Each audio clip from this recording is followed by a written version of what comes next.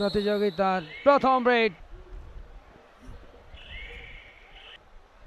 বেশ ভালো নৈপুণ্য, তবে এই মুহূর্তে কাতসুমি অনেকটাই বেড়ে যাওয়ার চেষ্টা করেছিলেন, বাট ভালো অ্যাটাক। গাম্বি তিনজনের ফাঁক দিয়ে বেড়ে যাওয়ার চেষ্টা করলেন।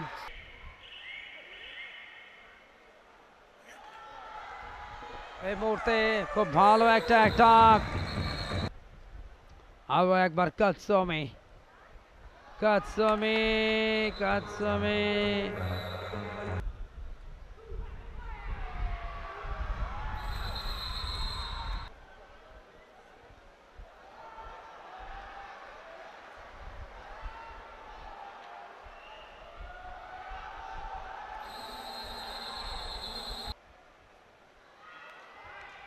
অনায়াসে বিট কাতসুমি।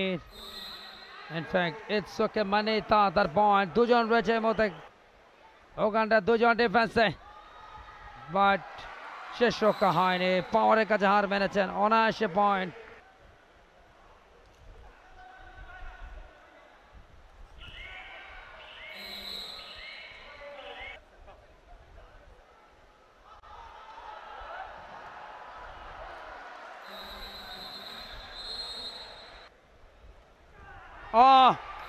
বোকার মতন ভেতরে ঢুকতে গেলেন, কিন্তু ওদিকে খেয়াল করেনি যে একটা কারেন্ট জাল বেস্টনি দিয়ে রাখছে জাপান।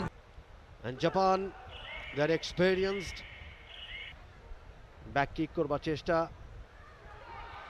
ব্লক হয়েছে। এবারে কিন্তু মিডল্যান্ডের কাছাকাছি চলে গিয়েছিলেন রেইডা।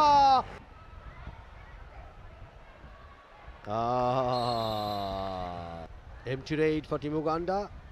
নাও চেষ্টা করেছিলেন অ্যাঙ্কেল হোল্ড করবার জন্য ট্রাই করেছিলেন, তবে সেটা ভুল ট্রাই ছিল। 1 পয়েন্ট ফর টিম জাপান, এবং এই মুহূর্তে প্রত্যেকবারই পয়েন্ট পাচ্ছে জাপান।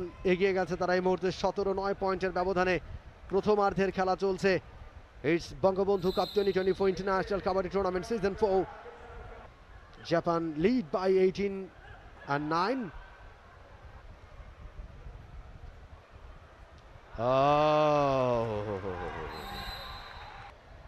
কাতাম্বা ফিরে এসছে নিজের কোর্টে। এবারে কিন্তু ankle hold, neck hold. It will be the super tackle for Team Uganda. Absolutely, it's a super tackle for Team Uganda. Katamba, Safik Katamba. Oh, it's a fantastic ride for Safik Katamba. অনেক বেশি ডক্টরের কাছে গিয়ে তাদেরকে ধর্ণা দিতে হয়, ডক্টরের পেছনে অনেক পয়সা ব্যয় করতে হয়, তো হয়ে না পড়ে সেই দিকে অবশ্য লক্ষ্য রাখতে হবে এবং মাঠের সাথে সম্পর্ক করে দিতে হবে। বলতে বলতে জোয়েল মাচারি আরো একবার আক্রমণে রেইডার বাকলাইনের ভেতরে, এবং যখনই ঢুকলেন লেফট কর্নারের দিকে বাকলাইনটা ক্রস করে সাথে সাথে ব্লক। সুজোকে গিয়ার বাড়াতে চাইবেন, পা চালিয়েছেন এবং সেখানেই লেগ টাসে পয়েন্ট হারাদন। এক্সেলেন্ট। 12টি দলের অংশগ্রহণে এই আয়োজন বাংলাদেশ কাবাডি ফেডারেশন যে আয়োজনের ব্যবস্থা করেছেন। সেলিব্রিটিরা আসছেন এই আয়োজনের সাথে সম্পৃক্ত আয়োজন।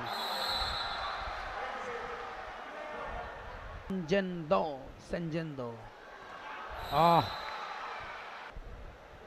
10টা মিনিট কিন্তু পার হচ্ছে। সুপার ট্যাকল পয়েন্টের দেখে ইয়েস কনফার্ম।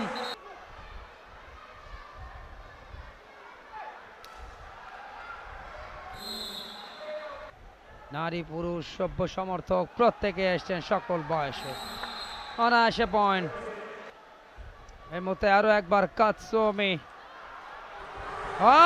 ইয়েস, একাধিক পয়েন্ট, সুপার হিট। প্রচুর দর্শক, একটু পরে বাংলাদেশের ম্যাচ, সুতরাং আরো দর্শক বাড়বে, যেটি বলাই বাহুল্য। আগামীকাল 7ম দিন, গ্রুপ পর্বের শেষ 4টি ম্যাচ খেলা চলছে। এই ম্যাচের রেফারি রৌনক ভারত থেকে আগত আম্পায়ার, যাদের মধ্যে একজন স্বপন খান।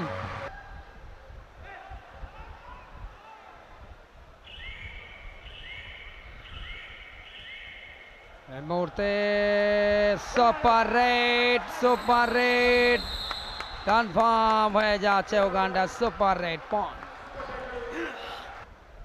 শহীদ সোহরাওয়ার্দী ইনডোর স্টেডিয়াম থেকে আসছে সরাসরি সম্প্রচার। ও ড্রিবলিং, প্রথম দফা ড্রিবলিং করে বেরিয়ে গেল। রেফারি একজন আতিক, বাংলাদেশের অত্যন্ত অভিজ্ঞ রেফারি, যিনি আম্পায়ার হিসেবে রয়েছেন দায়িত্বে। আবারও ধরা, অ্যাঙ্কেল হোল্ড।